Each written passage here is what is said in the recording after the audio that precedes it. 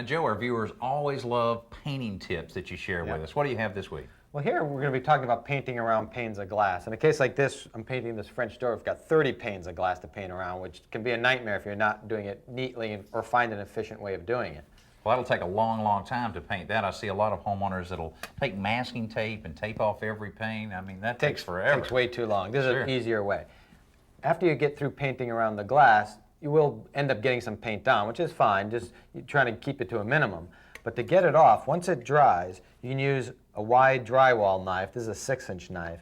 And just hold it tight against the wood, then use a razor scraper to just get the paint right off the glass. And I guess the wide blade really protects the wood, because with a razor knife, you can really gouge up that wood pretty bad. You could. And the other thing it does is, because you've got the blade against the edge of the wood, it leaves a little strip of paint on the glass, which helps seal out cold air. Okay, that makes sense. Okay. Now in this case, this is a pane that I just painted, so the paint itself is still wet. To get that off, if you want to attempt to do it before it dries, is get a smaller putty knife with square edges. Make sure it's not rounded off, and a cotton cloth. Wrap the blade in the cotton cloth and pull it tight so you've got a nice edge there, and just run it right up there. You can always come back later if there's any haze on it and wash it right off. Okay, that's great.